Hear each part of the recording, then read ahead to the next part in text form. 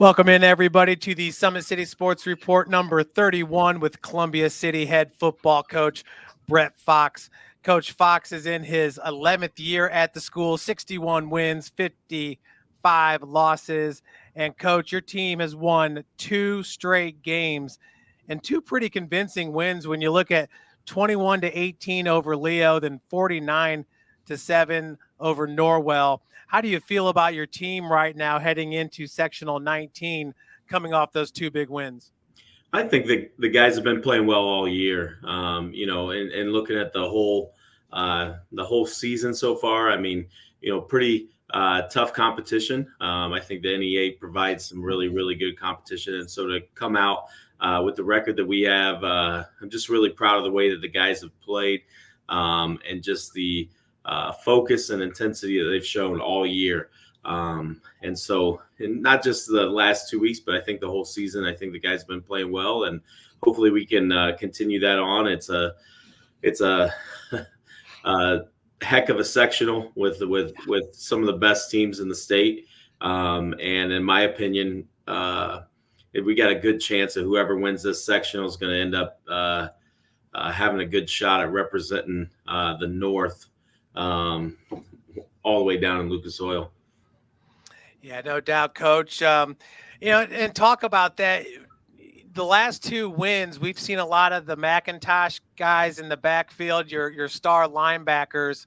But the week before that, going 6-0, heading to East Noble, tough loss, 35-14 up in Kendallville. But what did you guys take away from that game that kind of helped fuel you for the last 2 games of the regular season? I think, when we look at that game, East Noble is a great team. They played really, really well. And we kind of came out flat in that game, and we really didn't play as ourselves. And so we went into halftime and just kind of talked about it as a team. We went in, and there wasn't any screaming, yelling, or anything like that. It was just us going in and saying, hey, the team that we just played as in the first half isn't the definition of who we are. Both, in the past with the other games, and then also who we want to be in the future. And so we just kind of challenged them at halftime, just like, hey, we need to come out in the second half, gain momentum for ourselves, and kind of just get back to who we are and what the definition of Columbia City football is. And so just really proud of the way the guys played in the second half, and really that momentum started in that halftime and in our response from our players and the way that they played to be able to get a big victory the next week, and then also to finish out in week 9 with a victory. Yeah, and you make a great point there, Coach, because Columbia City really started to find their groove in the second half there at East Noble. But at that point, going into halftime, it's 35-0. You guys come out and score, then score again, but it's still a running clock.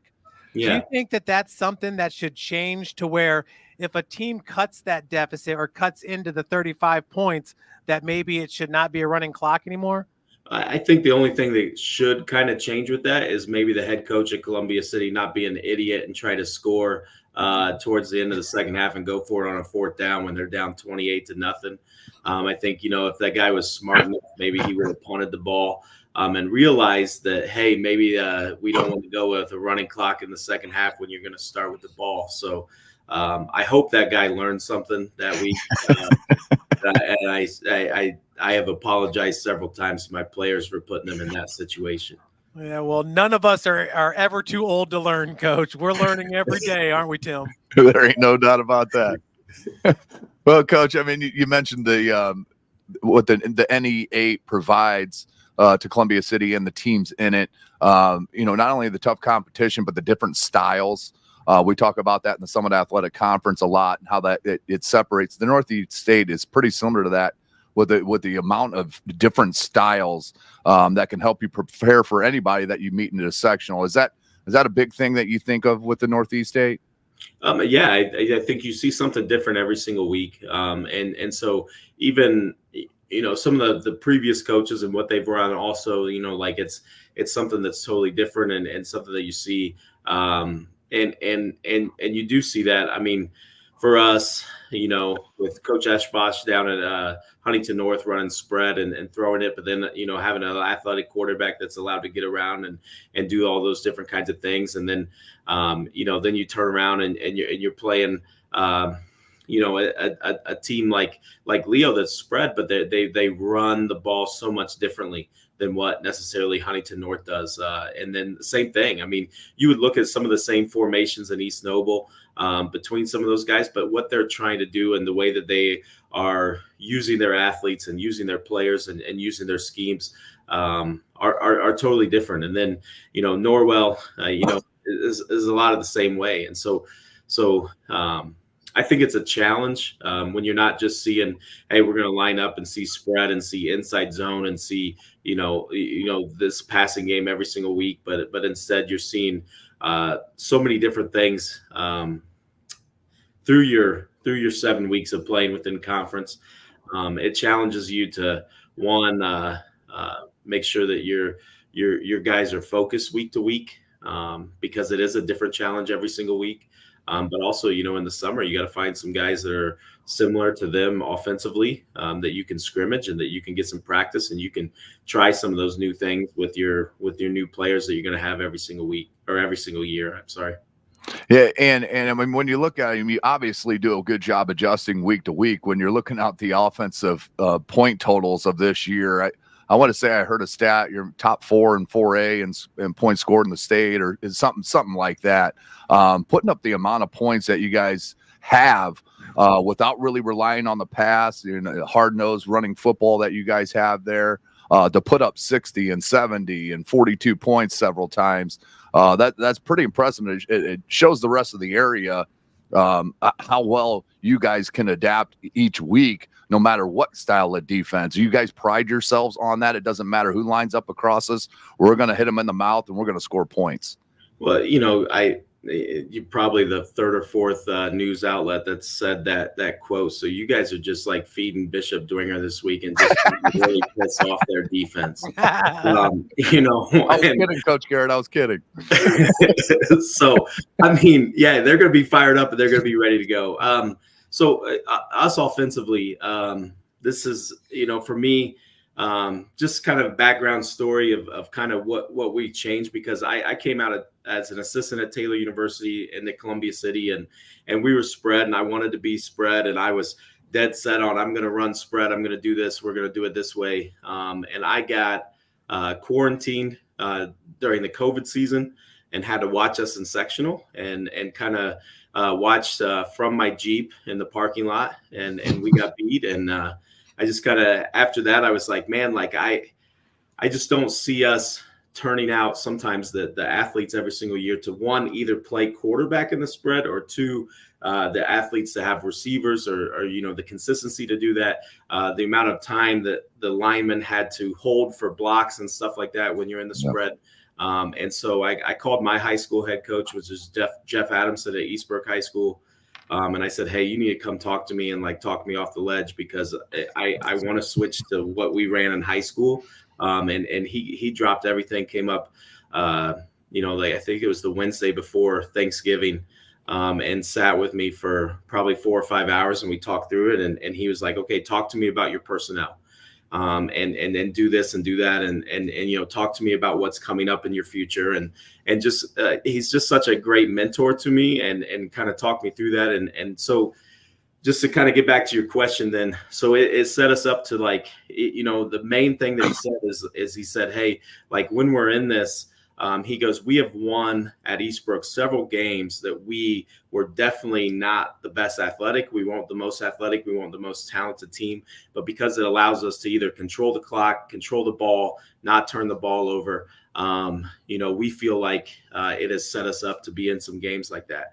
And so we switched to it. And there's always some pushback, right? It looks like, right. All I hear is you hear everybody saying, hey, it's not as flashy or anything like that. And it's not. And so when we're looking at that, but my main thing is it allows us to guarantee touches for players. It allows, so when you look at it, and, for us, Stratton Fuller has 20 catches or something on the year, but he has 50 touches. So like, it doesn't matter, like, as us being able to move him into the slot and do that, it's allowed us to give him the ball in space. It's allowed us to give Landon Fazio the ball in space. It's allowed us to give, Trace Parrish has been a good running back for us. He got hurt in the East Noble game, but give us the McIntoshes the ball and kind of just sets up where we're at. But at the same time, it's not your typical, hey, like, we're going to not throw the ball either. Grayson Bradbury this last week moved into like 8th all time in Columbia City history for passing yards. Nice. And so like, he's such a great player. And some games, the Leo game, we threw it 4 times. And it just depends on, hey, what are you giving us? Can we find what you're giving us? And in some of those games, I haven't done a good job of finding what they're giving us, but I think, for the most part, Grayson is a great player for us, and it kind of allows us to put the ball in people's hands in situations where they can be the most explosive and the most athletic that they can be.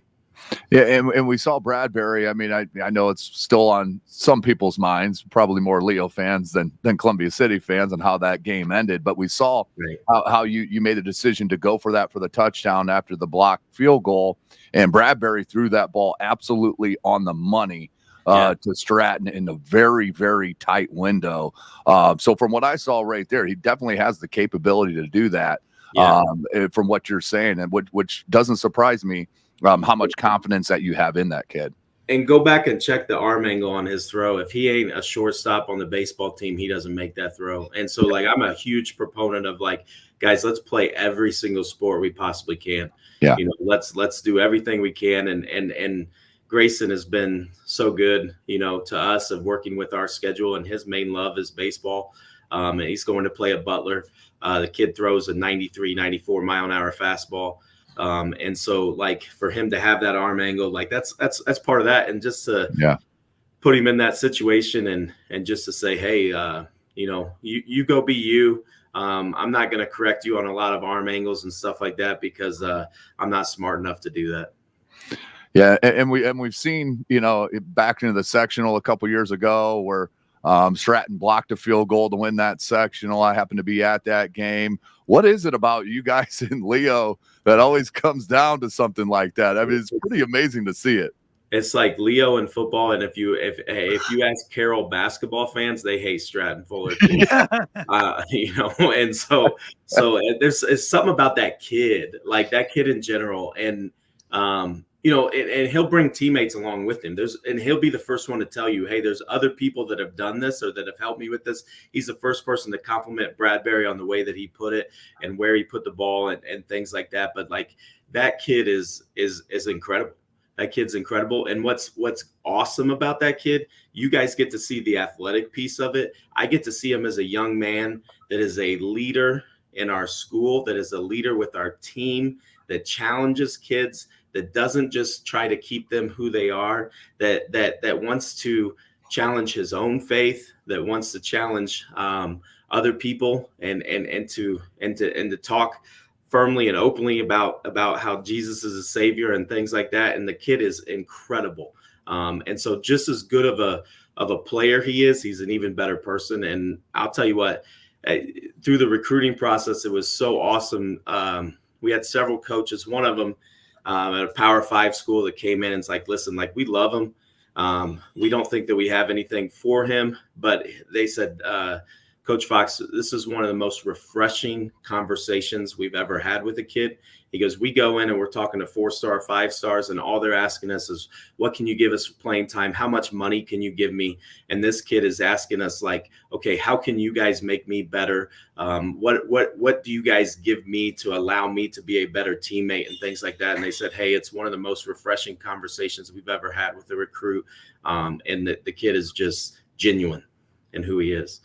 Yeah, Coach, and I got that play pulled up right here. You're right. It almost looks like he's turning a double play right there, stepping on second base. Yeah. Bradbury's insane, man. And he does it in practice sometimes, and sometimes it drives me nuts, but sometimes it's like you can't get mad at a kid like that. Like, I mean, that's he doesn't make that play if he's not a baseball player.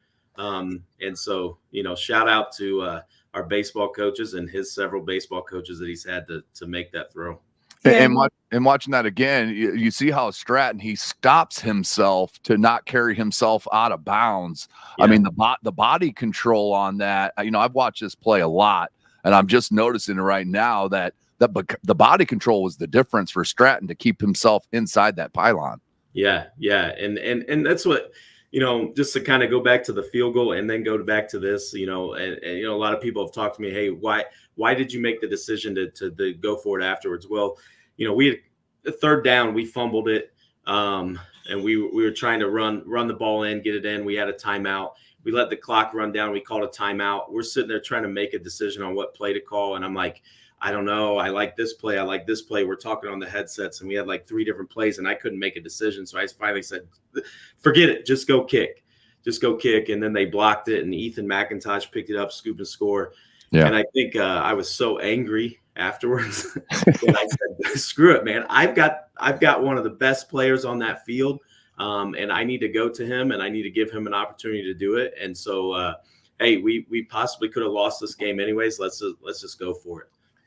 Yeah, Coach, and talk about that play that led to that touchdown. Obviously, Twitter had a lot of fun with that one. Leo fans not happy about the whistle or whatever. I mean, and when you look at the play, I'm trying to pull it up here, but what was what'd you hear in Columbia City that weekend after that big win? A lot of people asking or saying, hey, we didn't know that was part of the rule or those kind of things. And I was so happy that the guys did that. And some even questioning like, hey, is that the right call? And so like for us, like a field goal is totally different than an extra point in high school football. Right. And so a field goal, if it doesn't cross the line of scrimmage, is live to be picked up and to be returned. And so, our guys probably didn't remember it. They probably just reacted off of just kind of the things. But like we have a list of situations that we go through in preseason. And the guys think that it's the most annoying thing in the world. It's just Coach Fox up here talking for like an hour before we have practice or something like that. But we cover like that situation. You cover like when you have a kickoff and it's sitting right by the out of bounds line, you can step out of bounds and then you can pick that up. And then that's the same thing as it being out of bounds. We got a new one this year that we had no idea. So in the Belmont game, we blocked a punt. We caught it in the end zone for a touchdown, but our guy got called for holding downfield on the return. And so like then Belmont got a first down out of it. So we blocked the punt and Belmont got a first down. And I was like, man, I don't understand that. But then the refs did a good job of explaining to us and going through that. And so that brought up a situation where then we reviewed all those things with our guys. And so we went through it again with them. And, whether Ethan remembered it from that or just, try to make a play on his own. It's just some of those moments you're like, hey, is it even worth going over some of these things with them? And every single year it's like, yes, like it is worth it. And you got to carve out time for that and find time for that. Yeah, and you would expect that, going back to that, it would be kind of like a pass interference is null and void if the ball is tipped. Right. The pass is tipped. You would think if the kick is blocked, that it would become secondary and not a penalty. So that's interesting that you said that. I didn't know that as well. Yeah. So that play was weird. This play was weird. And so in Columbia City, they're talking about that. They were excited about it. And just, you hear a lot of things, and I'm pretty sure I'm not going to be able to go to Leo. That's where my in-laws live. That's where my wife is from. A small town. Yeah. So, I won't tell anybody where they live, but I know I probably won't be going swimming next summer over there. So find someplace in Columbia City to swim. Just don't wear the maroon and gold. You'll be all right. Yeah. Well, I'm pretty sure that's all that I own because right. Anything you could get like coaching gear, that's, paid for and I don't have to. Free 99 is always the best price. Yes, sir. Yes. I love it. I'm going to steal that too. Yeah. Talking about your family out in Leo, shout out to big Lance Carey, the former St. Francis great defensive lineman. Heck yeah, man. Yeah, the big guy. I'm gonna have to be with him for him to protect me. I need a guy like that. Lance, big 6'5", Yeah. a great player at St. Francis, great player at Leo. Yeah. And so I keep telling him, I was like, you're my nephew cannot. I can't coach against him, so you're gonna have to move. Because he's gonna be a great ball player and he's gonna be a big kid too. But I got plenty of time before that. And going back to that play, Coach, the number one thing that I noticed was all the Leo guys celebrating and then Ethan McIntosh picking that ball up and running into the end zone. And it just a tribute to what you were just talking about in practicing those situations and your guys knowing what to do in the heat of the moment. I mean, you can say, yes, I train the guys, but until they're actually under the lights, in regulation and get that done, that just really speaks to the intelligence of your team. Yeah, great play by Ethan. And like I said, he probably didn't remember that we went over that, and probably just made a play on his own. But just his football IQ, he's such a high football IQ person in general, playing offense and defense for us, and doing that. I'm not surprised he just made that movement in that situation and really capitalized and kind of put it in a situation where the inadvertent whistle happened, and he has right. And the thing is, it doesn't matter like if the inadvertent whistle even happens before he has possession or after he has possessions. Like it comes back to like I get the choice of either taking the play of when the whistle happened or replaying it. And so shout out to Ethan, and his wherewithal to make that play and to be who he is as a football player. Coach, going back to that game at Kendallville, what'd you see from East Noble that you haven't seen from them in the past? I'm very impressed with their team that they have right now, and it seems like the continuity between those guys, the senior and junior class, is just really, really good. But did you notice that as well, to where it just seems like all 22 of their guys, on the field are on the same page? Yeah, I think they're on the same page. I think they're moving in the same direction. A lot of those guys have been starting since they were sophomores. So right. And so like they took a licking when they were sophomores and they've learned from that and they've progressed with that. And Coach Stewart is such a good coach. And he's such a good guy, and him coming into that situation and them being able to, I think get through some situations, maybe earlier in the year and being able to be challenged by a team like Snyder, and to learn how to trust each other and to give Coach Stewart time to learn about those guys and who they are, has really challenged them, and they have a goal in sight and they're moving in that direction. And so to have that continuity between those players, was obvious, and they were playing so hard, and so focused, when they played us. They had a great game plan, offensively and defensively, and they executed it, and they took advantage of every opportunity in that game. And so that's all you can ask of your team. And that's what you want moving forward. And I'm sure that they're going to, see more and more of that. I think, Southside will experience some of that on Friday night, when they face off. And, East Noble is such a talented team. And you look at our conference, and I'm friends with Plymouth's head coach. And so we talk about this too. Like you look at the NLC, like we play each other all year, and then you're going to go shove us in the same sectional.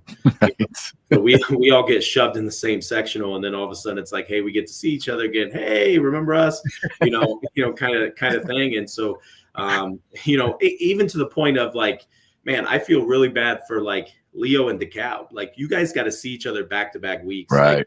Like that's crazy to me, but I don't know what the answer is. There's not a great answer to that, because even if you go by Sagarin ratings, who knows, they may end up matched up against each other or something like that. But it is what it is. That coming in, if Angola would have just had more people and maybe kept us in the other sectional, it would have been a little bit different. But you also want to be challenged, right? Yeah. The great Ric Flair said, to be the man, you got to beat the man. So, I mean, you got to listen to the legends, right? Absolutely. Yeah. I mean, it may change. I mean, we were at Northside this past Friday night, and talk around there is that they may drop down to 4A. If their special needs, they have the biggest special needs system in the Fort Wayne Community Schools. There's talk that they won't be counted against their enrollment. And if that's the case, they could slip down into 4A, which then they're going to have to redraw everything. Yeah. And so they would drop down maybe the next alignment, and it's right there too. I mean, some of those, I think Southside is right there at being above and not. Yeah. Northside's right there. I think they're the smallest school maybe in 5A. Yeah. And then so there's a lot of moving pieces there, and who knows? Does that kick us out? Does that kick New Haven out? Does it kick Wayne out? A lot of things. When Dwenger came back down last year, it moved us to a different sectional. And so, like, with Angola being in 3A, it moves us there. And that's the other thing, right? Like, Angola could bump back up to 4A the next enrollment. Norwell's really close to being up in 4A. And so you just have so many moving pieces, which is nice within the area. But, one way or another, you're going to see some of these teams, and you're going to be challenged by them, and it's, you look at the Sagarin ratings, and we got 4 of the top 12 teams in one sectional, man. Yeah. Hey, Coach, I've talked with the IHSAA about this a little bit, and one of the things they say is, if a 16 seed's playing a 1 seed, then no one's going to show up, and they're going to lose out on gate, and they're going to have the 35 point rule. But also, that being said, like, I don't think it would be that hard if you separated it north and south, just to save on a little bit of travel for class 1 through 4, and, use the Sagarin ratings, or have the coaches be involved in it as well. Tim and I always talk about how the coaches poll is usually the most accurate of all the polls via the AP or the media poll. But I mean, somebody like yourself who has to look at a budget and things of that nature, does that sound like that could be doable? If, you're driving out to, somewhere around the Warsaw area or the region for a game in week 1? Well, and looking at that, and I'm glad you mentioned 1 through 4A, because 1 through 4A is so different than 5 and 6A. Like 5 and 6A, they're used to, you got Homestead that's traveling down to Indianapolis, right? Right. And so they're a totally different animal. And so, like, there's talk about, like, seeding 5A and 6A, all the way through 1 through 32, but separating them north and south, and then matching them up that way. What I would love to see, if I was in charge of something, which, listen, nobody's asked for my opinion. If we they are want my opinion, they'll give it to me. Kind of attitude with that. But, like, I would love to see, like, listen, you're already going to have us playing regional opponents that are kind of maybe close to each other or not close to each other. But, like, I would think it's really easy if you took, for us, we match up with sectional 20.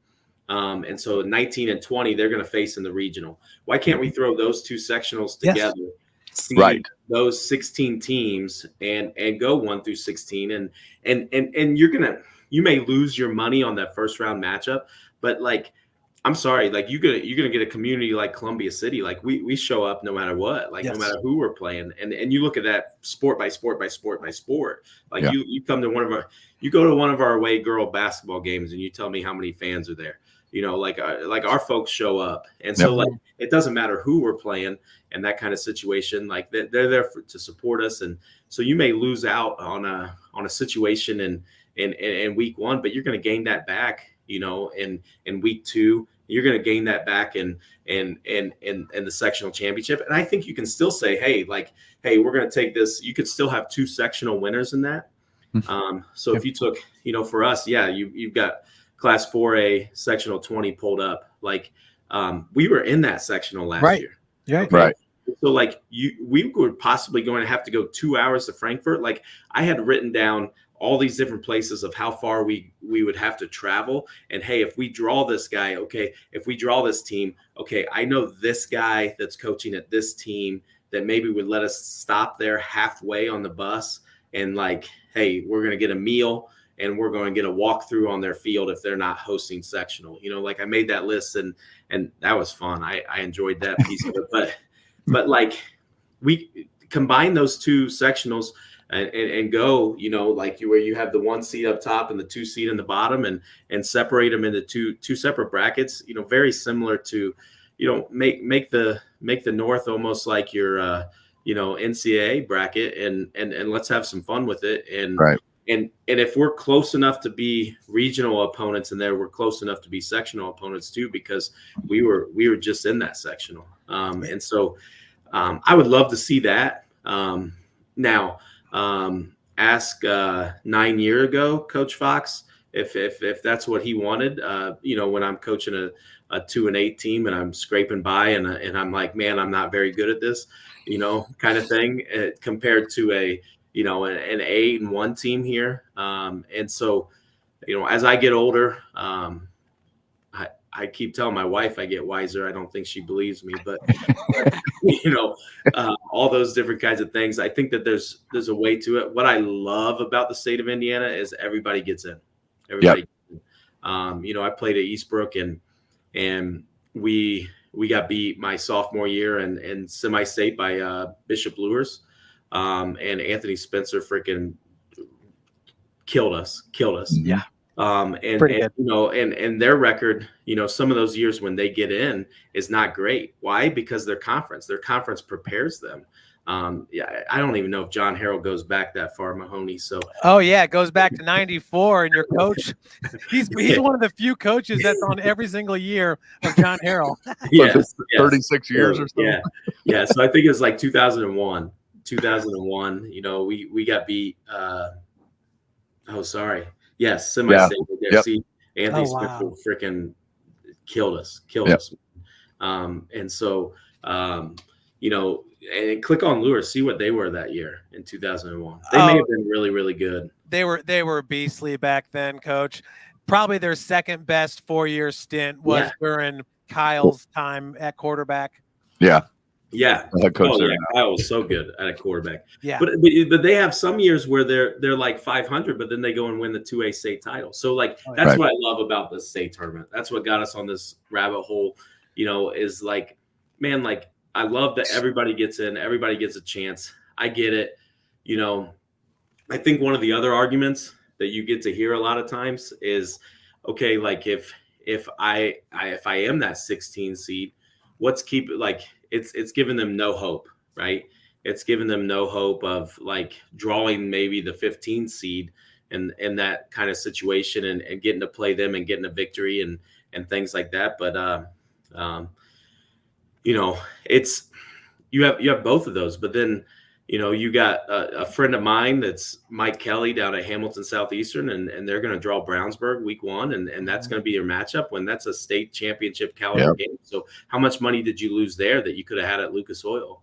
Right. You know, I mean, that would be my question about that. You know, I don't know if that's who they drew this year, but like that's a hypothetical. But I mean, they got them. No, they don't even have the playoff up yet for them. Yeah.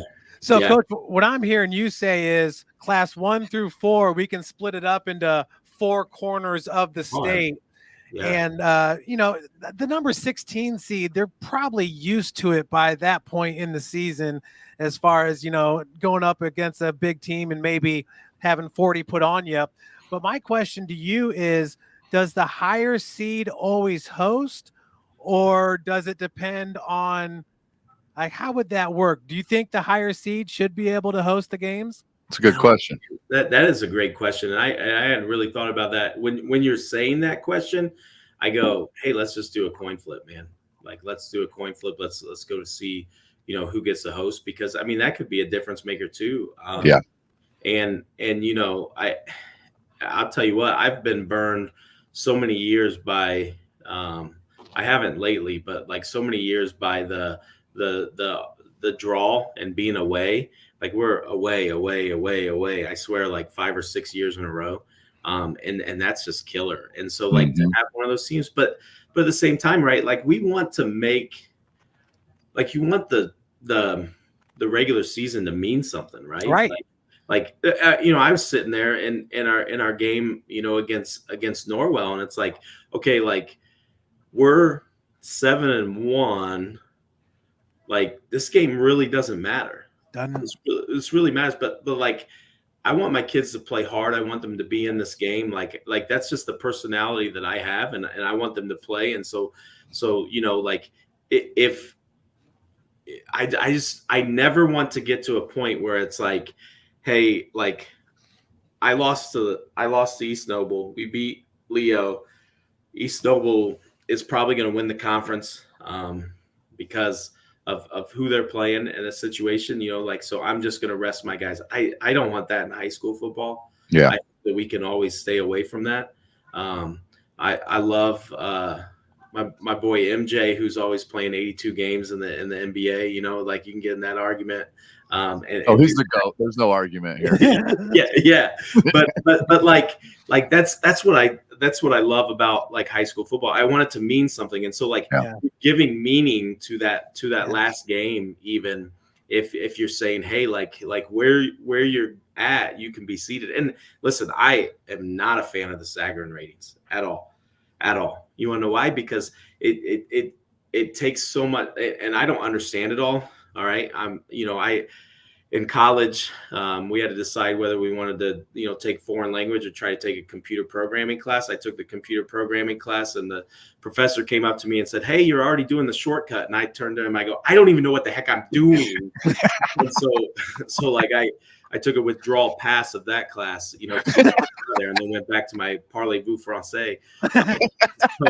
So that's what I know about computers. So, but this year it would benefit us. Other years, I was sitting there, I'm like, okay, like I don't understand.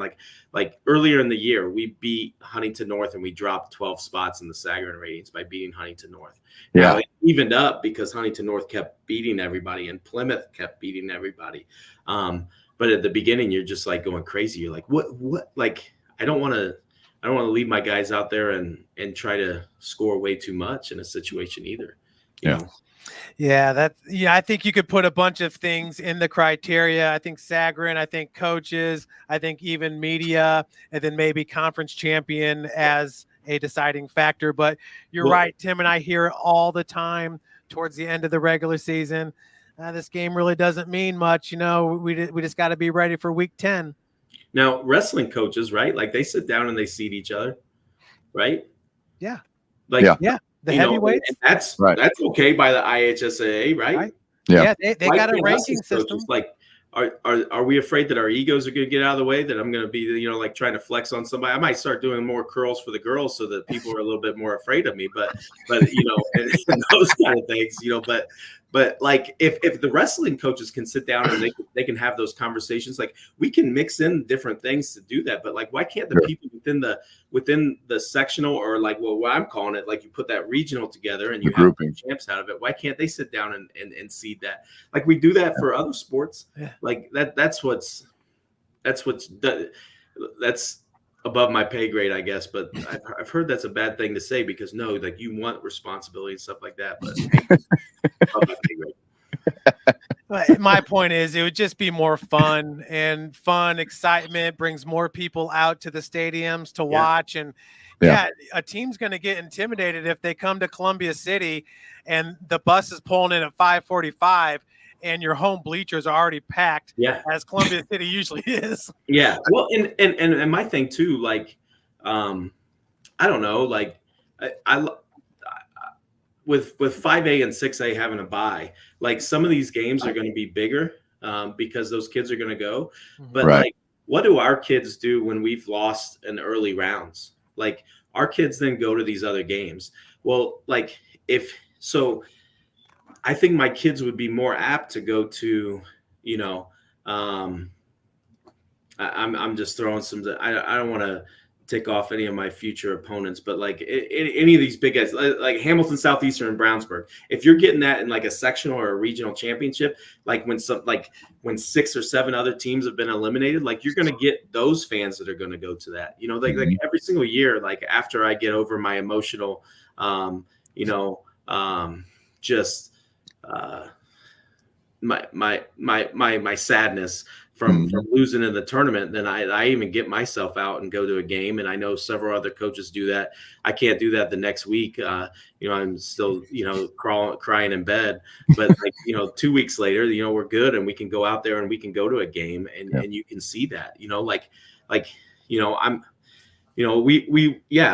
pull up Leo right here. So like, we get beat by Mississippi. So like, I'm still crying the next week because I think that we fumbled that one away. But like we'll go and watch them play somebody else like 2 weeks later, and see that and so you're still going to get those fans. You're going to get even more fans, I think, if you have great matchups. If you have a terrible matchup in the sectional championship game, then like you're not going to get any fans there.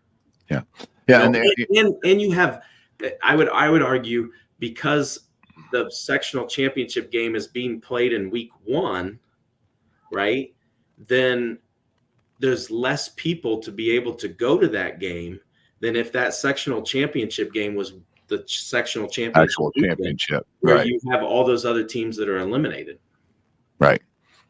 Yeah. I mean, there's no doubt about it. And then, the one thing before we move on, Coach, to Friday's game against Dwenger, because we could beat this playoff thing to death. There's no doubt about that. You guys have one of the outstanding youth programs in Northeast Indiana. Talk about what that means to the future development of your kids, and that program and the volunteers that take place in that organization. The first person to mention is Melinda Leiniger. She's going to hate me if she sees this, and I'm going to make sure she sees this. She works for our Columbia City Parks Department. And so I am in such a lucky place when I took this over where, I was 28 years old. I was way in over my head. And to have a community that's like, hey, our youth league is ran through our parks department, and we kind of have somebody that's kind of oversees that. And then you're going to be on the board with some other people, and you're going to be telling us how like what offense and what defense and stuff to run. And we're going to go through you and the board to make that decision.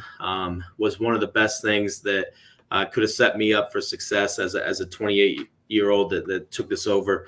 And so, we have some great coaches down there. Ross Odell, who's been doing our 3rd and 4th grade forever. Coach Lucky, who does our 5th and 6th grade. And then I got great middle school coaches, man, like awesome middle school coaches. You guys get to see Jake all the time. And he started as an elementary coach for me. And you know what? He was coaching elementary, even though his son wasn't playing football, and so his son's playing soccer and that's perfectly fine. And we love that. And you can play all kinds of sports, but just to have those guys and have continuity. The 8th grade coach for us, that's been there the longest is Troy Group. We have some other coaches there with them. But Troy's been there before I was here. And so Josh Garrison for us there at also, he's a teacher in the middle school. And Jeff Reimer for us and Jake Smith and Jackson Geiger's helping us out. And Ryan Getz is helping us out. So just great guys that have been there for a while that have kids. And one of the things that we love, even about my coaching staff at the high school, is besides myself and Casey Blake, who's an Adams Central grad, every single person that's on my coaching staff is a Columbia City grad that grew up here, that wants Columbia City, that wants Columbia City to be successful.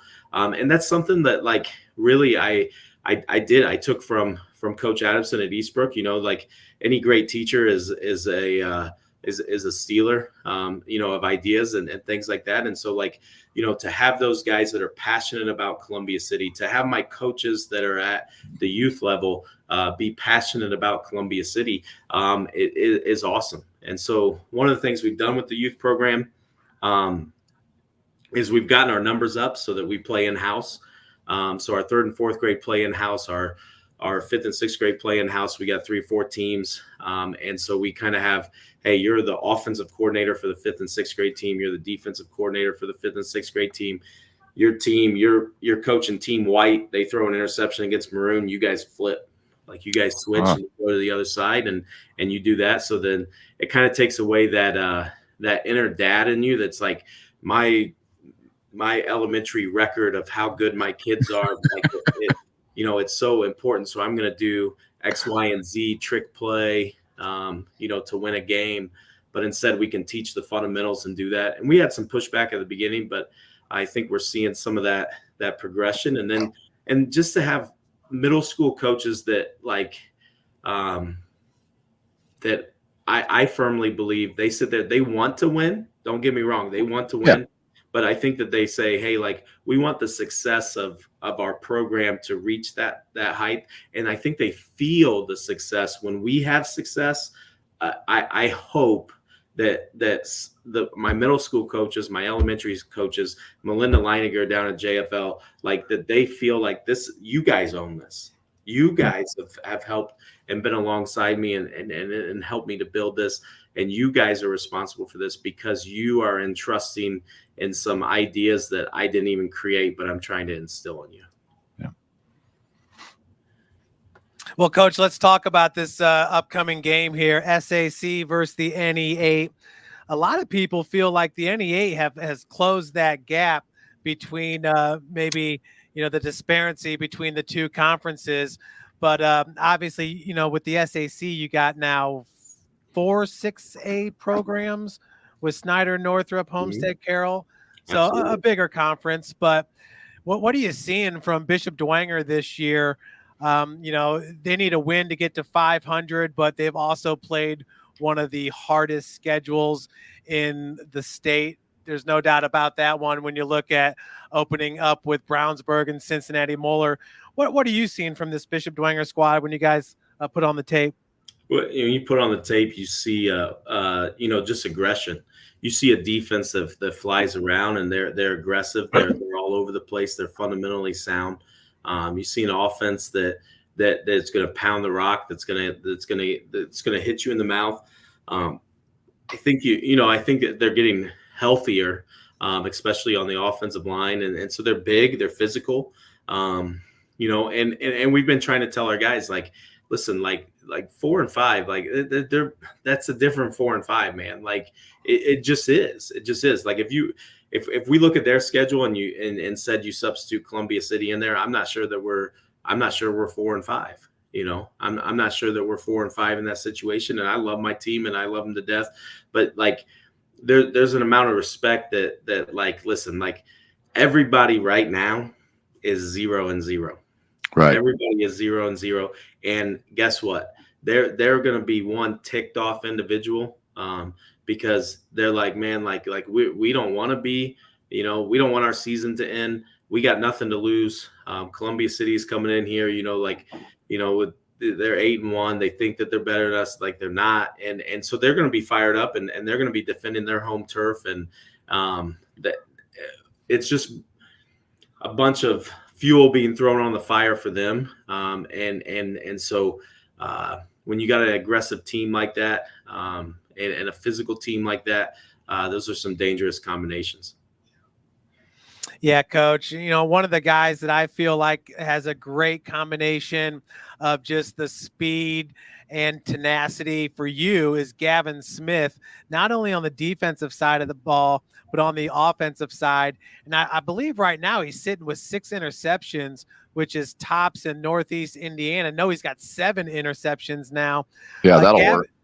Yeah, Gavin was one of those guys in that East Noble game. When Parrish had that little injury, you had Fazio back there, then you had Fuller and Smith on the wings, and it seemed like you just became that much more dynamic of an offense. But what does Smith bring to you? He's only a junior as well, all the way around with this team. Yeah, he's a total ball hawk for us, and so like he's all over the place. He's all over the place as defense, and he's a very, very important piece for us on defense, playing free safety for us and just kind of being all over the place, getting interceptions. I mean, he had an incredible one against Norwell that he ended up like tipping and catching one-handed and getting a big return. He had a fumble. For us, Norwell is a perfect example of who he is, right? He catches a touchdown pass. Okay. So gets a 25-yard touchdown pass. Norwell, we get the kickoff. Okay. Then the next play, they fumble it. He scoops and scores it.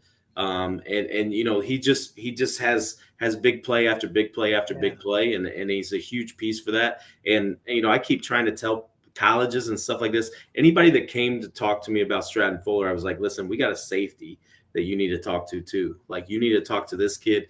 You need to check this kid out because he has such natural instincts and natural movements with the ball. He's a big time playmaker for us.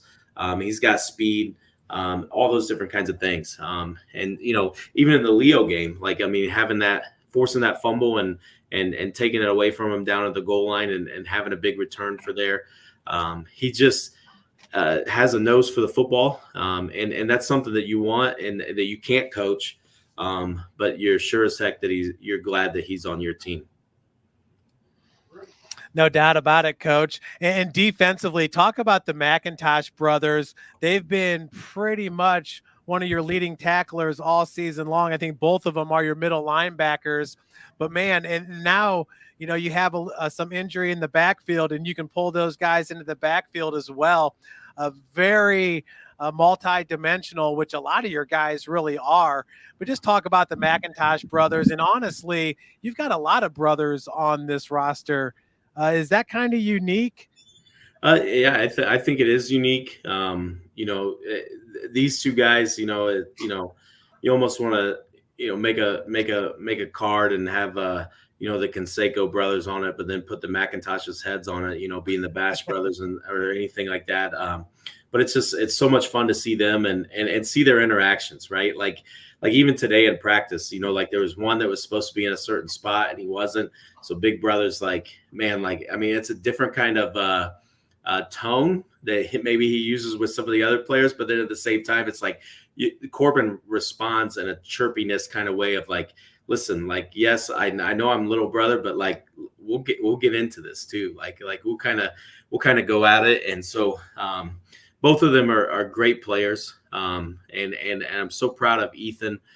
He's taken a big step from last year and just his leadership role, but also in just the way that he's playing and the way that he's attacking it. And for Corbin to come up, as a sophomore and be playing the way that he is incredible. And so both those guys, huge piece for us. The Shepherd brothers for us, they're both playing defensive line. And so when you look at them, you're like, I don't know if those guys are brothers because one's like 6'4", probably about 220 or something like that, and then the other one's like 6'2", but he's like 300. And so those two guys too, they're fun to be around, and they have two totally distinctive personalities as well. So one of them is like big time joker, and you're like, hey man, I need to reel you in, and the other one it's like, hey man, I need you to loosen up a little bit. And just have some more fun. And so. To have them, I got two Barrys on the team. One of them is a sophomore. He doesn't get a lot of playing time. He gets some playing time later for us. But Zach Barry and his brother Ian, are on the team. The Firth Millers for us, which their dad used to be coach here. So if that name rings a bell with you, they're twins. And so having them on the field together. So I think in 2 years, their other brother gets up there. So there'll be three Firth Millers when they're a senior. And then a lot of these guys I've coached their brothers. So Cashew here, I've coached their brother Brock. And so you see some of those family names that are going through there, and it's fun for me to then coach some of them and kind of see that. McDivitt is coming up. His brother was crucial for us last year playing middle linebacker, but he's a backup quarterback for us and has seen some time. and that kind of way. And so like, yeah, the family names or those kind of things that you get to see. It's a lot of fun. It makes practice fun. But I think the other thing that is awesome about this is these kids are used to being around each other because you have brothers that are in different ages, right? But nothing beats what Dwenger has in the Tippmans. I mean, how many freaking Tippmans are there? I mean, it's like 9 on the roster right now or something like that. So that's just with the last name Tippman. There's several more that their moms are Tippmans that have a non-Tippman last name. Well, see, now you're letting me in on that joke. It's the whole freaking team. It's about 90% of their starters. That's unfair. And speaking of one of them in Houston, it's number 23 on their defense. So he's a Tippman. His mom is a Tippman. His dad is the special teams coach, Todd, who played at Snyder. But yeah, so him coming off the edge, Thomas Pori, number 90 off that edge, Peter Thiel, 54. That defense, I've seen him a couple times. Super fast defense, not the biggest Dwenger defense as far as size wise, but they have been very oppressive with getting to the ball, timing snaps, and that sort of thing.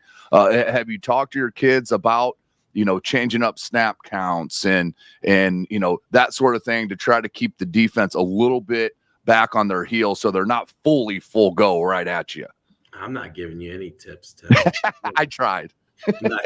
No, they are extremely fast, and you know what the crazy thing is, like it's very hard to simulate that, right? Yeah, like I can simulate a big guy, like it's easier to simulate a big guy, like right. You throw somebody in that gap, or throw 2 people in that gap, or try to tell them, hey, you're going to be on a double team here on a big guy or something like that. But speed is something that is so hard to practice against, or to get kind of used to in that kind of situation. Yeah. But man, like they fly around, and when you look at it, like those are some of my favorite players to coach, personally. It's somebody that's undersized, but they go 1,000 miles an hour because, right. You take a kid like that more than, a kid that maybe has the NFL prototypical body or anything like that. Just because of just their heart. And the way that they play. I think I heard Bobby Bowden say one time, like, I'll take somebody that has heart and tries hard over somebody that has skill and doesn't try hard. And so that's what you see when you see Bishop Dwenger's defense. They are flying around everywhere. They are throwing their body around with reckless abandon on purpose. Like, there's a difference between throwing your body around with reckless abandon and then throwing it around with reckless abandon on purpose. Like they have a purpose in what they're doing, and they're very well coached in that way.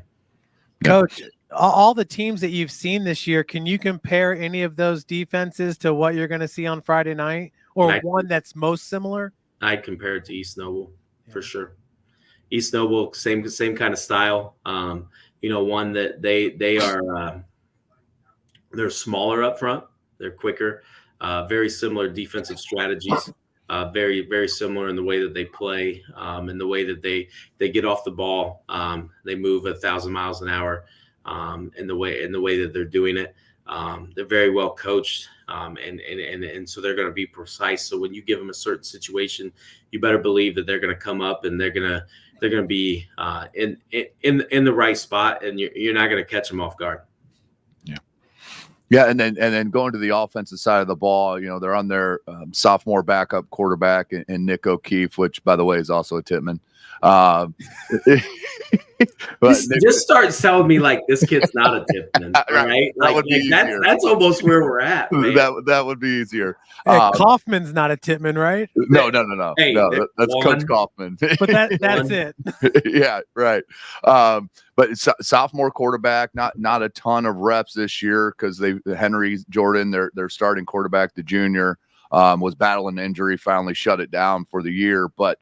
They really rely on that run game with Gus Tippman and their big lead back in AJ Shefferly. Talk is that maybe their sophomore and Jason Fabini's kid will get in that backfield, another big bruising type of back. those are the type of the running games that you have seen, though. You actually prepare for that. Your defense does when you play each other in practice. Do you think that's where it's going to come down to is being able to stop that run for the Bishop Dwenger Saints on that offensive side of the ball?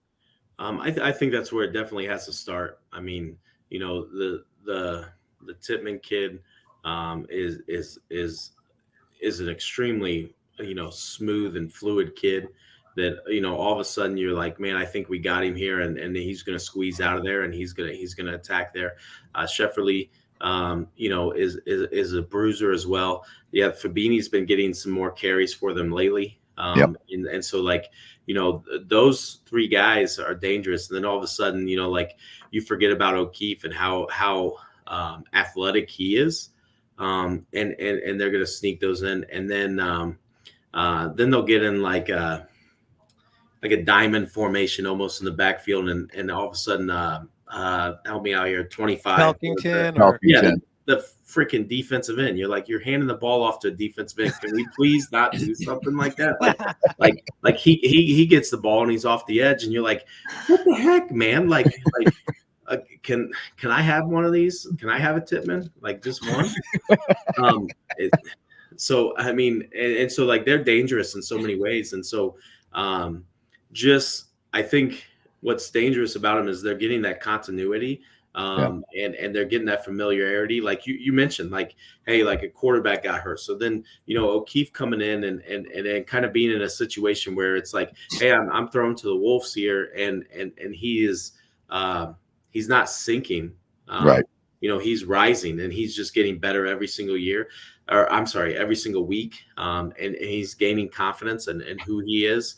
And at the same time, I think the players around him are gaining confidence in that as they are continuing to get better and better and better. And as the offensive line, you get an offensive line that big, and you're doing what you do, and all of a sudden, like you're controlling the ball, you're controlling the tempo of the game, and you're falling right into what they want, and I think we're this game may be in a official's dream. We may be done by 8 p.m. That's an early dinner for me. I wouldn't mind. Yeah, with both the way that both of us run the ball, but at the same time they'll fall asleep, and then all of a sudden, the other O'Keefe will catch a pass because, man, that kid's fast too. Right. And you talk about brothers, or you talk about siblings, they're just on a different wavelength with each other sometimes, and so hopefully one of them does something in the morning to tick the other one off, so they're off that a little bit come Friday. So yeah. Well, Coach, entering this game, what do you feel like defensively you guys have to do to have success? Is it pretty much just stop the run, pressure the quarterback? And on top of that, with Stratton Fuller back there at safety, does that give you the ability to load more guys into the box because that Stratton can cover sideline to sideline? Yeah, so Gavin is actually our safety, but Stratton playing corner. But yeah, I think it does that a little bit, but at the same time, like it's about us staying true to our gap. I'm a firm believer of being a gap sound defense kind of guy, and so we gotta control the pullers. And so as they're pulling, and they're in shotgun running belly at us, they're down in I formation and they're running power at us, or they're just running straight ISO. Like we've got to be, we can't be boys. We've got to grow up and be men a little bit, and kind of do that. And if that means that we've got to, have some guys out on the edge to kind of let us do that and let us play that, then that may be the situation that we end up being. But I think we got to just be a fundamentally sound defense with our gap responsibilities and where we want to be, and allow our keys to take us to where they're running and how they're playing, and just try to be. We got to be on top of our assignments. That's one of the things that we talk about, like defensive linemen, you can't get out of your gap. You need to be on your assignment, and that's going to allow our linebackers to get maybe a couple more tackles. but every once in a while that's going to lead to you being there. So like, that's what I love about football, right? Like it's the most selfless game. You know, it's 11 guys doing one job, 11 guys doing one job. Right. And we talk all the time, like there's no greater love for each other than to lay down your life for a brother. And so when you talk about that, and when you try to say that, like it's an example of like that's how our defense runs. That's what our defense does. Like I'm gonna lay down my life in this gap. I'm gonna own this gap so somebody else can have success, so somebody else can do that. And really, you know, that's what we're trying to teach on offense too. Like you know, sometimes you know, somebody else is going to get some of the attention, and it's going to allow some other people to shine. So defensively, just trying to stay on top of that, reading our keys, and not falling asleep in the defensive backfield, and all of a sudden letting O'Keefe or one of their other receivers behind us. And coach, you know, before a game, sometimes a head coach will go over and get in the ear of one of his players that can motivate the other guys, or, you know, that he feels that could step up to the next level. Who's one guy that you feel like we could be saying his name, one guy on defense and one guy on offense after this game? And you can't say Stratton Fuller because we say his name all the time. He's got to have the best set of hands since probably Dylan Hundley from 6-7 years ago. Yeah, Dylan did, man. For us defensively, I would, in my head right now, I'm going to say Sam Bean. He's a junior linebacker for us, and we've played him outside the box, which then I think some of his numbers are a little bit lower than what they necessarily are, or what they could be. But he's in that same role defensively for us that Josh Arns was a couple years ago, and very, very similar kid, very, very aggressive, very hard hitter.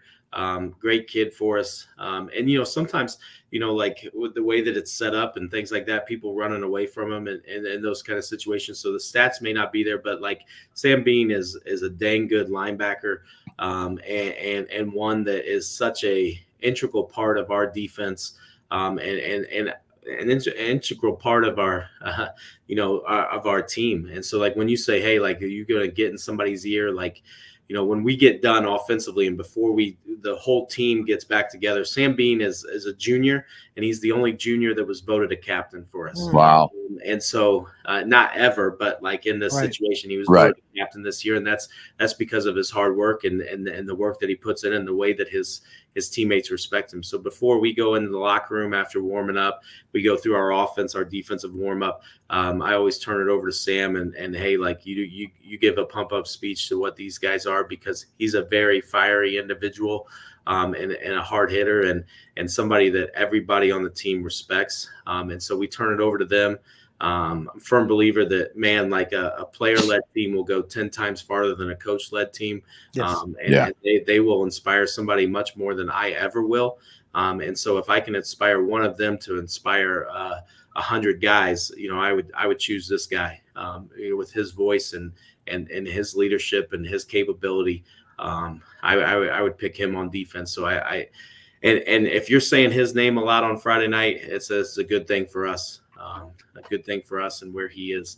Offensively for us, you know, I think it's going to come down to, you know, for us, I hope we can get Landon Fazio the ball. I don't think that guy gets nearly enough credit.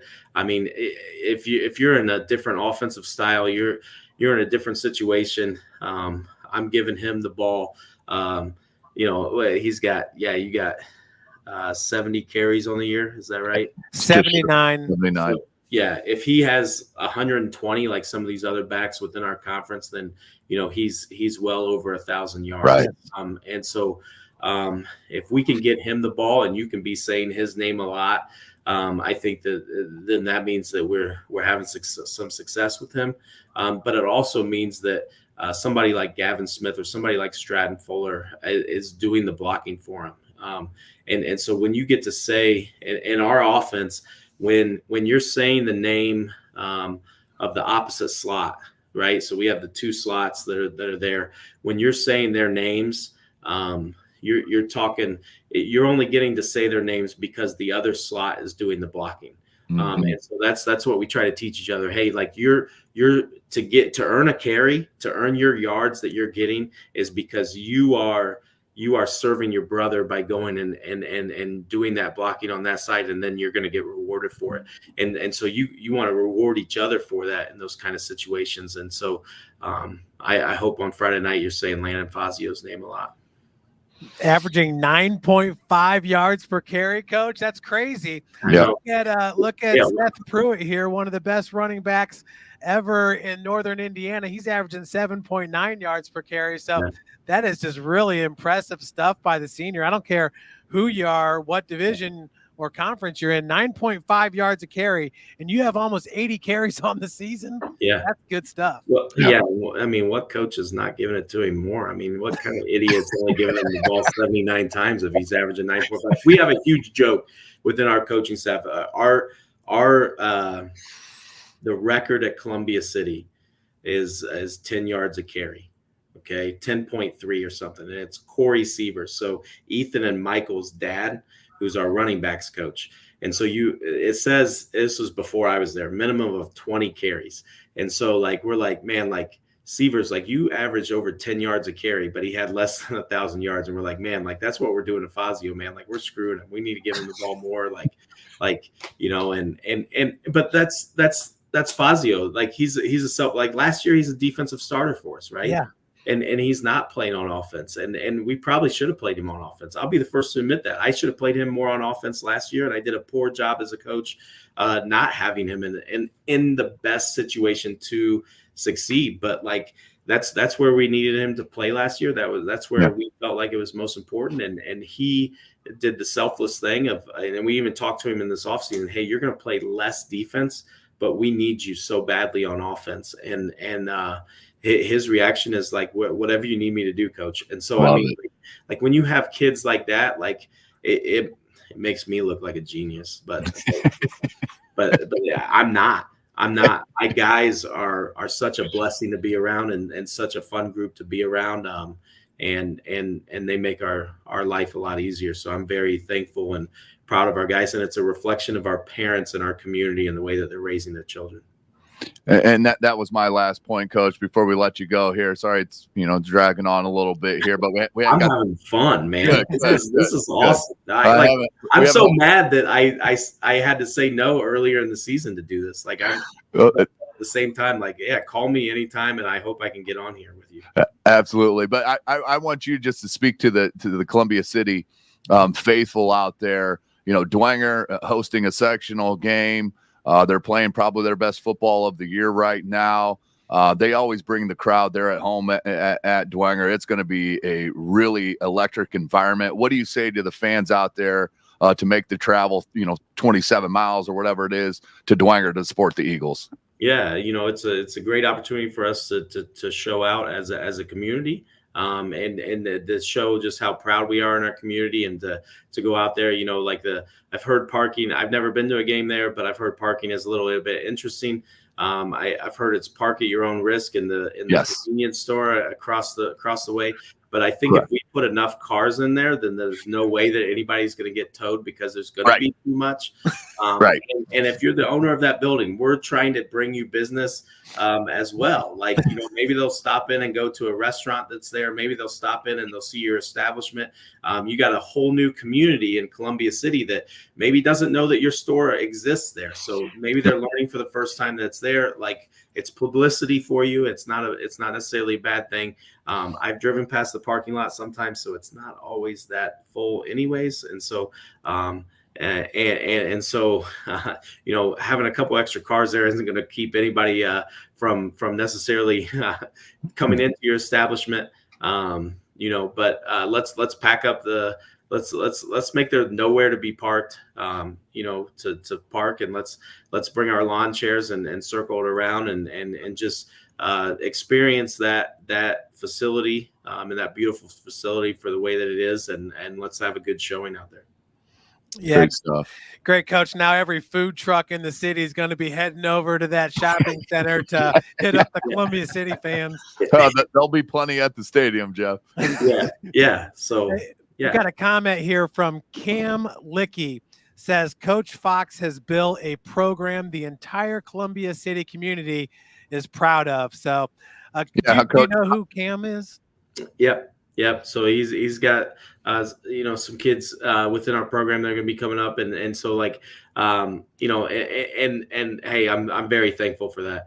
I will be the first one to tell you, like, I'm in a very unique place that Columbia City is, and just to give a shout out to like my administration and stuff like that. Like when you go back and you scroll through and you look at the record and stuff like that, when I got hired, Jeff Penrod hired me, great AD who had been there a very long time, and Jennifer Reef was our principal, and they took a risk on a guy that was 28 that had no head coaching experience, and so like they made that hire, and my comment there was like, please, like if you can judge me in 5 years based off of the program as a whole, and where that is, instead of just maybe even what our record is in that 5th year, please, like if you could do that, it would save my job. It would make it easier. And they've been patient with me. And now, I've got a new AD and Kelly Leach and a new principal and what they're doing. And with Brady Mullet, and Jennifer has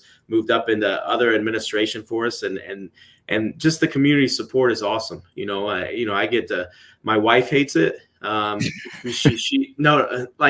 let me finish. She loves Columbia City. She hates it when I go to Walmart, right?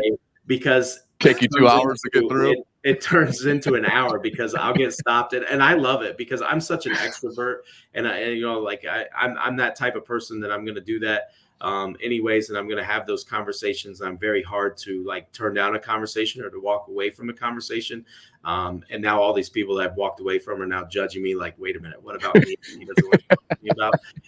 But like that's what she hates. She doesn't hate Columbia City. She loves that. Heck, I got her to move over here and do that. But like it's such a unique place. I never thought that you could have a community the size of Columbia City that had the same feel that I had when I grew up in small Upland, Indiana at a 2A school. But you have that same feel in this community of just their care and their involvement in it. And so it's almost like what I was familiar with growing up. And so it's like, hey, like, this is where I want to raise my children. This is where I want to be. This is where I want to live. It's not just about football for me. It's about that as a whole. And we have that within our community, within our coaches. I think if you look at athletically, every single one of our programs is busting at the seams with kids that are playing. Coach Cotter with the girls soccer program has, like 40 girls playing girls soccer. Coach Shear with our girls basketball program is busting at the seams with that. Coach Daly at baseball is doing such a good job that, possibly having, 3 teams and stuff like that. And Coach Schaus is we have such a good relationship as basketball coach and football coach. And speaking of, a basketball coach that stuck his neck out for me when I got hired, Chris Benedict, being able to say like, hey, like you guys, realize like, hey, like he's coming from an Eastbrook program. And Chris knew enough about Eastbrook's program to trust that, hey, if a kid's coming from this Eastbrook program, then maybe we can build something successful in the football program, and to put trust in me and those kind of situations in my first 2 years, being somebody that I could ask and I could lean on with his experience as a basketball coach. I can't be more grateful for somebody like that. It's a great place. I don't know why anybody wouldn't want to live here. I don't know why anybody wouldn't want to be a part of it. We've got a beautiful school, beautiful campus. And listen, Dwenger can put up all these recruiting things in the off season about, hey, come play for us. Like, hey, I can do the same thing. Hey, you can come play for the city and you don't have to pay no vouchers or anything. We don't need no vouchers or any extra money or stuff like that. We'll just need to have a couple more housing additions for you guys to live in. Right. And I would just to piggyback that, Kelly Leach, I've gotten to know him, with me doing some sectional basketball stuff up there and over there in Columbia City. Just an outstanding individual. Always has a smile on his face, willing to talk to everybody. We talk a lot about the ADs in the Summit Athletic Conference because that's who we deal with a lot more. But I wanted to make sure we got that out to everybody. Kelly is outstanding. Yeah, he's a great person to work for. And you're always nervous when you're a coach. You're like 2 years in and you're getting a new AD and you're like, oh, man, and I could ask for a better person to work for. One, to hire me and Jeff Penrod, and two, for Kelly Leach. And then huge shout out to his daughter. She is one heck of a runner. She just won sectional. She just as an individual, and then our girls cross country team as a team won sectional for the first time in 14 years. So huge shout out to them. Nice. What they're doing. And Kenya set his daughter's name's Kenya. She set the school record once again for her in the 3K. Is it 3K, 5K, 3K? Way farther than what I run. Let's just put it that way. Way farther than what I run. And so, Me too.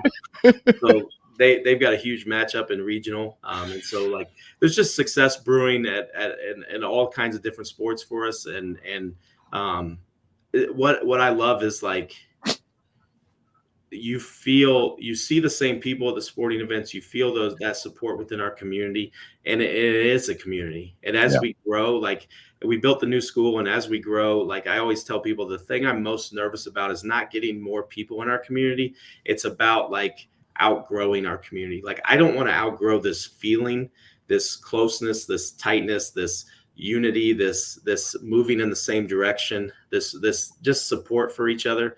And everything that we do, like you don't want to outgrow that. You want connection. You want your student sections there. You want all those different kinds of things. And hey, that's what makes us unique, I guess. Well, Coach, my last question, because I got to stop us. We'll talk till midnight, and we'll get you back on soon because this has been so much fun. But so I'm on my third sentence of my petition to change Cherubusco's mascot name to the Terrapins, the Fighting Terps. That sounds good, right? Yes. Yes. Well, I was also thinking maybe I could start one for Columbia City, and we could be the Steelers. Would that be cool, or should I stop? I think you should stop. That's just because my my disdain for the Steelers, man.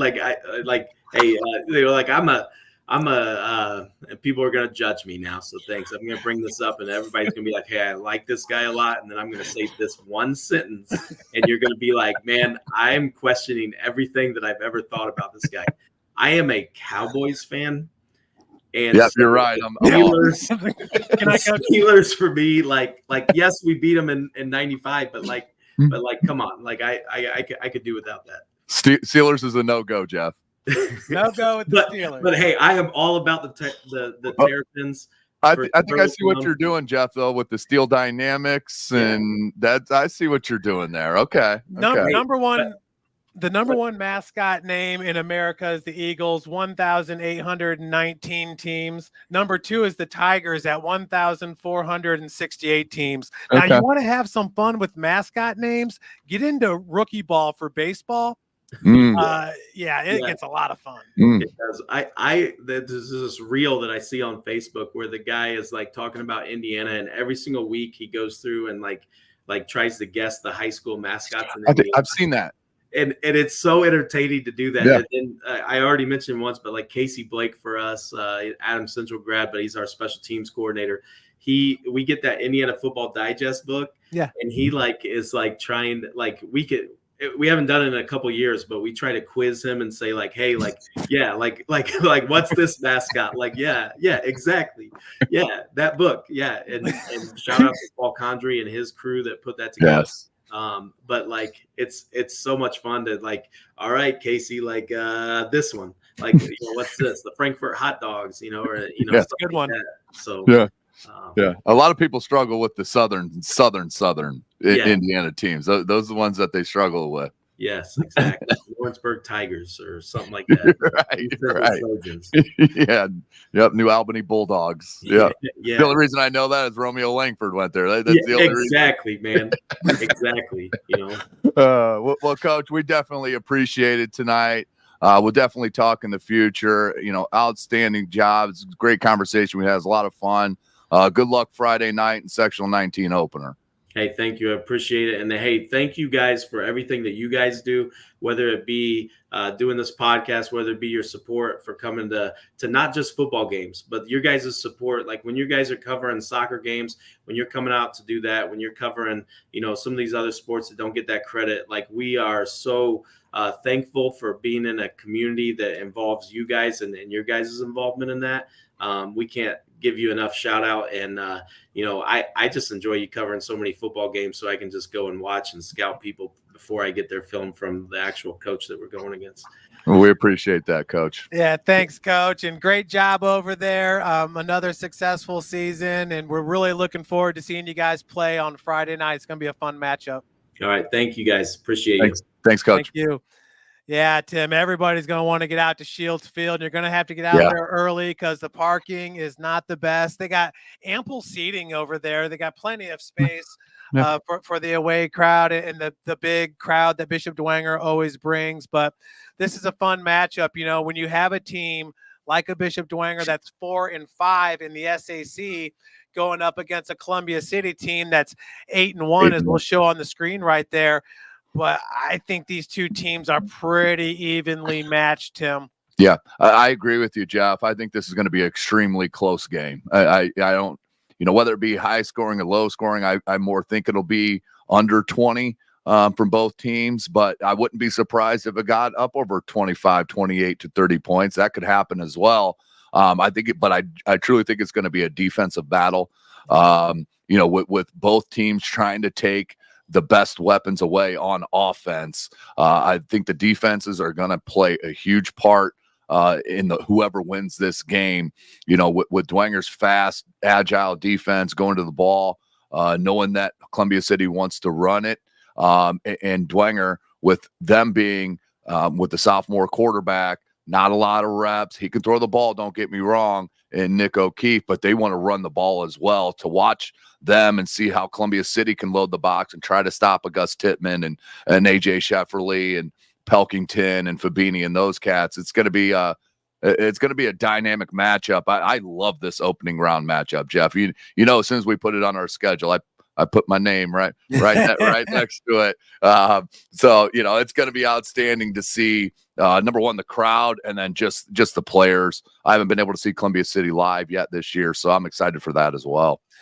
Yeah, and when you think about this, Dwenger coming from the SAC, Columbia City from the NEA, you might say, oh, we're going to give the edge to Dwenger, or oh, Dwenger's got the better athletes, or what? No, I mean, really, when you look at the primetime player, that kid suits up for Columbia City. Correct. That's Stratton Fuller right there going to Army. Right. So that helps a team going into a matchup like this, knowing you might have the top dog. Yeah, no, there's no doubt about it. I mean, Stratton Fuller's the D1 player on the field. I mean, there's no question about it. I love that he's going to Army. It completely makes sense with what Coach Fox is talking about, his personality and that sort of thing. I mean, that's a great fit for him at Army at the Division I level. But games like this, players like a Stratton Fuller, we saw it in that sectional win against Leo, and he blocked that field goal, to win that game against Leo in that sectional a couple of years ago. Those are the type of players. I think that was his sophomore year. Those are the players that really, the cream rises to the top, for lack of a better term. And Stratton Fuller is that kid. There's no doubt about it. He is a special, special kid. And, he's been talked about, but in my opinion, still not enough, because the kid has no limitations in his game. None. Yeah, and I'm going to be out at East Noble for the Southside game. Super stoked to see Southside play this year and to see where East Noble's in Week 10.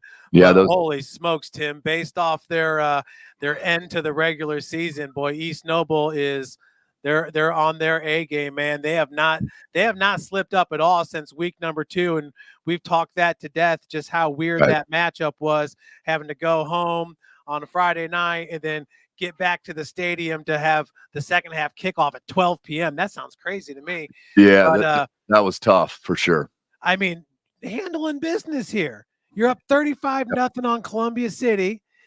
Then you win it 65-0 against New Haven, 75-7. Tim, a lot of times teams will go into the final 2 weeks and maybe their concentration's not all there. And, some of these teams will give them a scare. Not for East Noble. They handle business like they're supposed to. Yeah, and Southside, they're playing their best football that they have. Coach Goodwell's got them really rolling. They dropped a close one against Northrop, but they've had a lot of close games.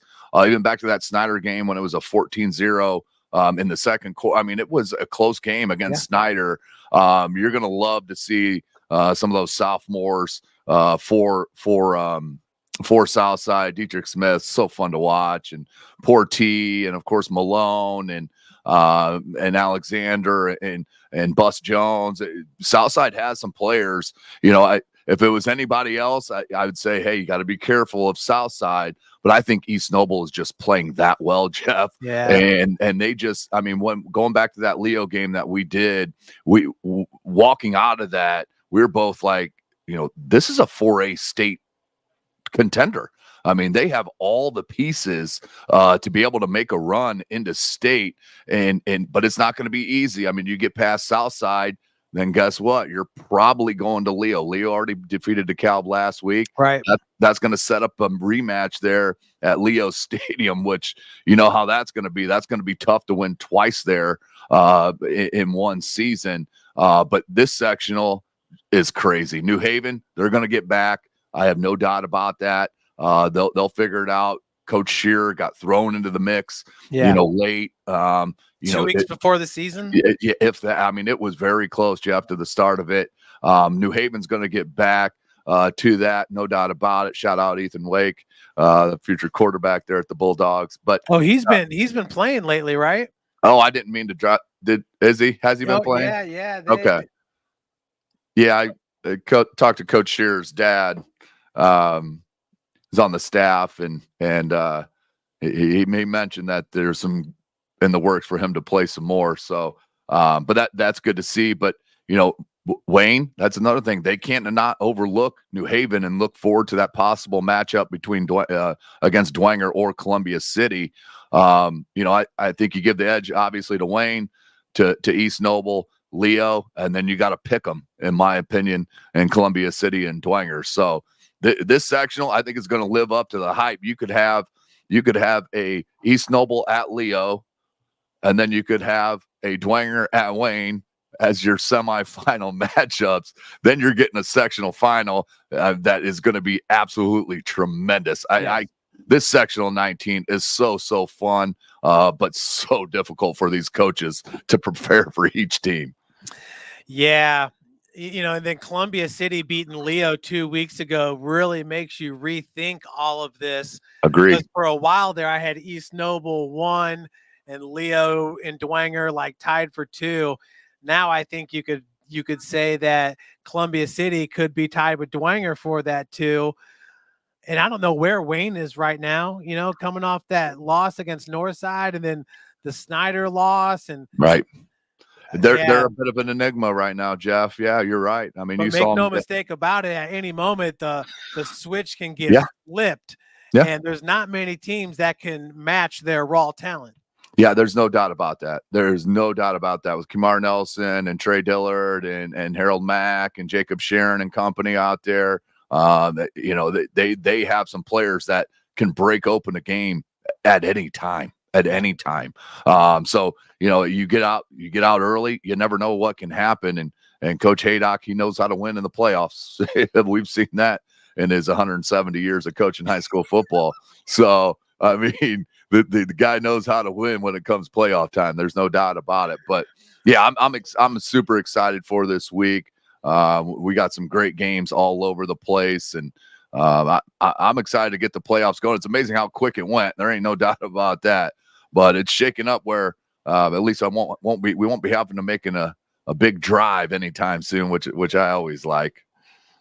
Well, I'll tell you what, Tim, this has been a fun podcast. I don't know that I've laughed so much. My contacts are full of tears from laughing too much. So Coach Fox is awesome, man. He's great. I always love spending time with him. Columbia City's got a good one there. Yeah. He played for Coach Ron Korfmacher over there at Taylor. And, Taylor is a hard-nosed program. Yeah. It doesn't always equate to major wins, but Sure. I'm telling you, the 10 years I was at St. Francis, you were always in a dogfight when you played Taylor. And their boys are going to play snap to whistle, and that's exactly what Coach Fox has brought to Columbia City. So, you know, they're not going to be a walkover for any team. They're gonna scratch and claw. Yeah, and even after the whistle, as we saw in the inadvertent whistle on that field goal. And so it snapped even after whistle sometimes, Jeff. And that's what's up right there. I mean, Coach Fox's guy had the wherewithal to say, I got to pick this thing up, fall on it something. I got to get this ball and score when everybody else around him was just kind of that's good stuff right there. And that's McIntosh, number 34. Right. And them two brothers can absolutely play. Right. And I love that he mentioned Bean because that kid's got a college-sized frame at 6 foot, 200 pounds. Yep. You know, he looks like some of those linebackers like a Landon Fry we've seen in the SAC. He's a good-looking player. Yeah, there's no doubt about it. You know, the only thing I'm worried about is saying Fazio all the time instead of Fazio come this Friday night, because called his dad Fazio for the past 2 decades. Yeah. So you Columbia City fans, and I know Chris won't be mad at me, but Columbia City fans, I'll get it right. I'll do my best.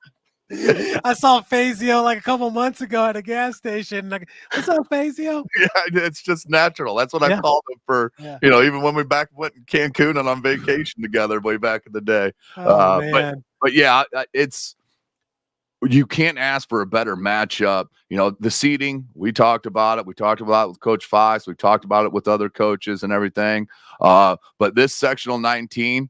It's besides Leo and DeKalb playing each other twice in a row, you know, that kind of stinks for both those teams. But, you know, this is laid out really nicely. I really like the way that the sectional 19 draw happened blindly. It really did. You know, these are great matchups, and it's lining up to an outstanding sectional championship. I am so stoked to be out there at Bishop Dwenger at Shields Field, not only because it's right down the road from my house, but because it is going to be a intense atmosphere. And you know, the winner of that sectional, you know, they're going to have to more than likely have to go on the road. You know, where who knows? I mean, they could go as far as Culver, as far as Logansport. You don't know where you're going to end up. You know, it depends on who will host that sectional championship in 19 and who hosts it in 20, on who decides on who gets that home game. But you know, this sectional leading into that regional, this is a 100. If you're looking at the teams right there, Culver is right at the top of that in Lebanon, but they play each other in that first round.